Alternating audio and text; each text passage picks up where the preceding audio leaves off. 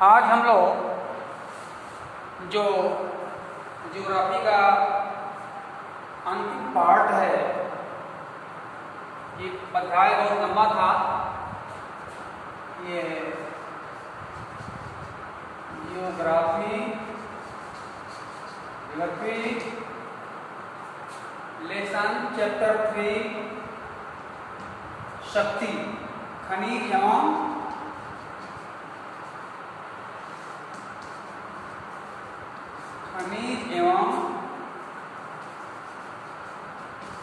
शक्ति संसाधन।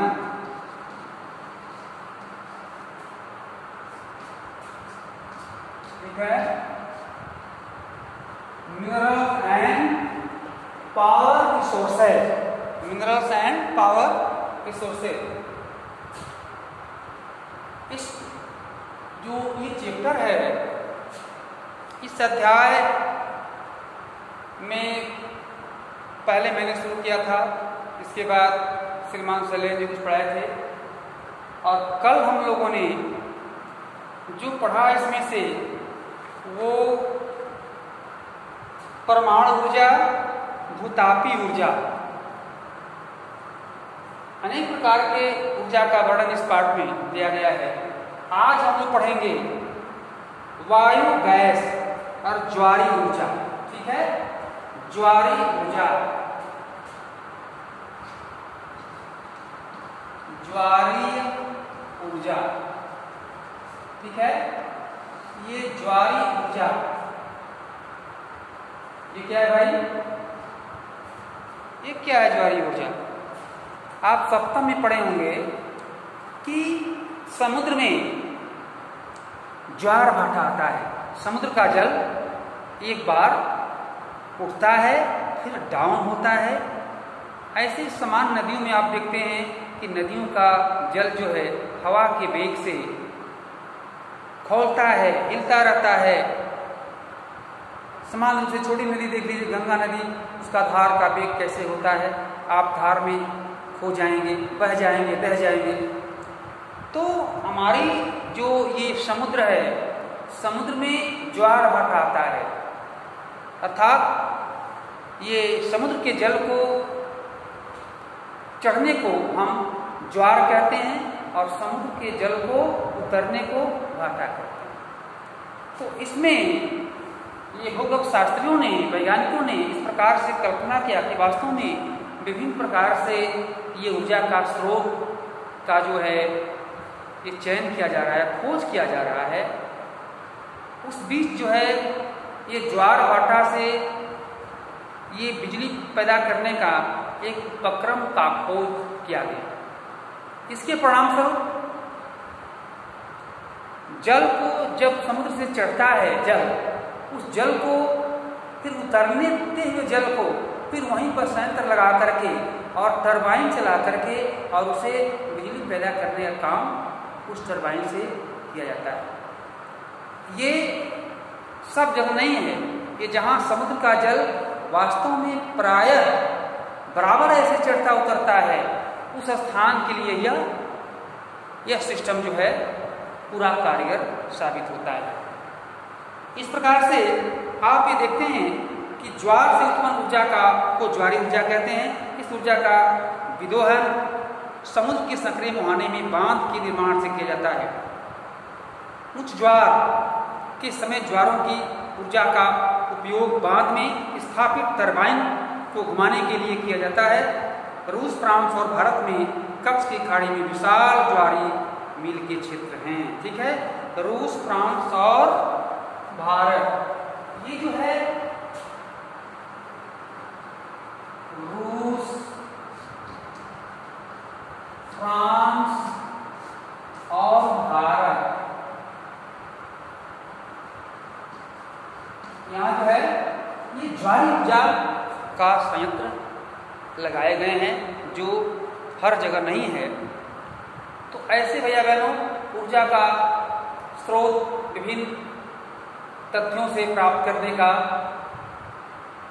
खोज करने का ये उपक्रम हम पढ़ रहे हैं। दूसरा है वायु गैस, ये है वायु गैस,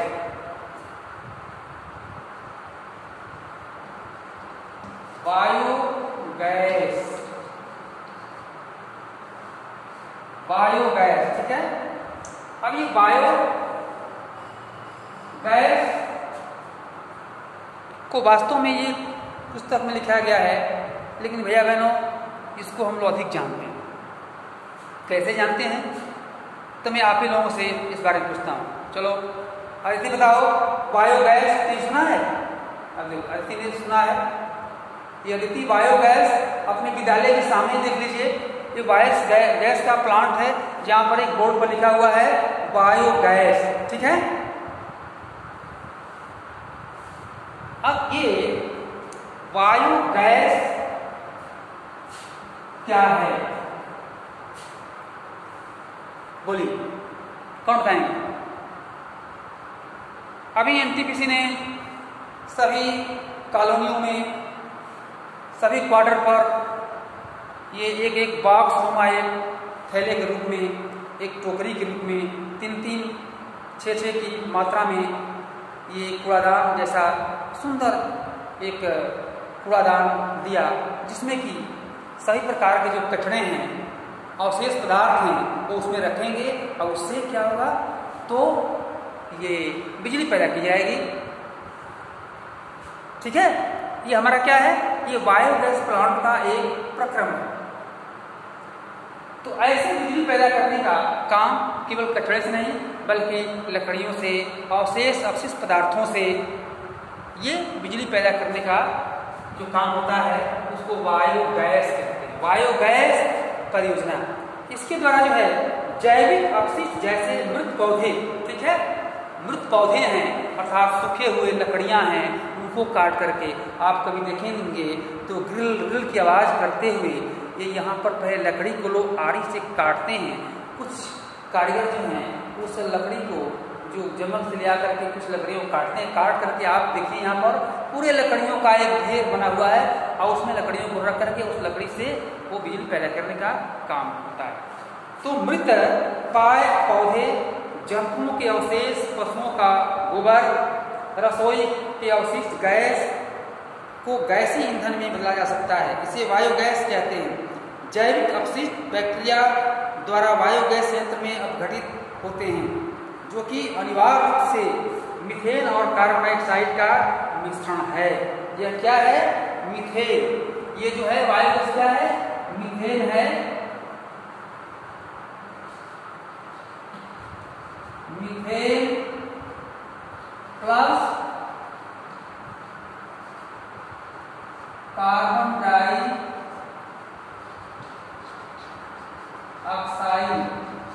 ये इसका जो है ये मिश्रण होता है, क्योंकि लकड़ी जलाएंगे तो कार्बन डाइऑक्साइड निकलेगा, अब तक मीथेन गैस में परिवर्तित करता है।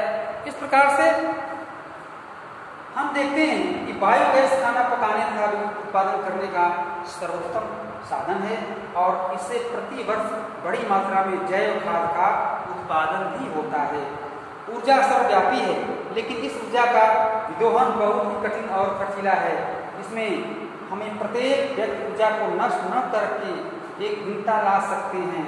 ऊर्जा की बचत ही ऊर्जा का उत्पादन है। अंत में इसमें कहा गया कि कम ऊर्जा का खपत करना अर्थात ऊर्जा का बचत ही वास्तव में ऊर्जा का उत्पादन माना जाएगा। इस तरह से इस पाठ में हम लोग विभिन्न प्रकार के जो तथ्य हैं, विभिन्न प्रकार की चीज़ों से कैसे वायु गैस है, कैसे गोबर गैस है, कैसे ज्वारी ऊर्जा है, कैसे कोयले से उत्पन्न भूतापी ऊर्जा है, तापी ऊर्जा है, कैसे गैसीय ऊर्जा, कैसे जो है ये उन प्रकार के जैसे ये सौर ऊर्जा है, जैसे हमारे प्राकृतिक गैस ऊर्जा है, जल विद्युत, तमाम प्रकार के जो ये शक्ति के संसाधन हैं, इनसे हम लोगों ने पढ़ा। और पढ़ने के बाद वास्तव में भैया बहनों हम प्रश्न को याद करते हैं, वो बात अलग है। हम कहीं से किसी का लिखा हुआ दिया हुआ क्वेश्चन मोबाइल खोल करके और पढ़ सकते हैं, परंतु वास्तव में ब्लैक बोर्ड के द्वारा हमारे ज्ञान का एक मार्जन होता है। यह आपके सदा ही अपने मानस पटल पर, अपने ध्यान में, हमेशा आपके मेमोरी में ये एक चिरस्थायी रहता है। ये आपको ट्रेजेडी के नहीं होता, ये फॉरगेट नहीं होता, ठीक है, ये आपकी हमेशा मेमोरी को ताज़ी लगता है। इस प्रकार से आप इस पाठ को पढ़े और यही हम इस पाठ को स्थगित करते हैं। इसके बाद हम लोग इतिहास या नागरिकशास्त्र पढ़ेंगे, क्योंकि तीनों खंड मुझे ही पढ़ाना है। अब आप इसमें क्या करेंगे, ये ज्वारी ऊर्जा, भूतापी ऊर्जा, विभिन्न प्रकार के जो ऊर्जा का स्रोत हैं, इन ऊर्जा के स्रोतों का आप चित्र बनाएंगे। ये देखिए ऊर्जा का चित्र ये दिया है, बायोगैस का चित्र, ये बड़े आसान है। इसको आप लोग बस प्रश्न के उत्तर को लिखते हुए इन चित्रों को आप बना लेंगे। धन्यवाद।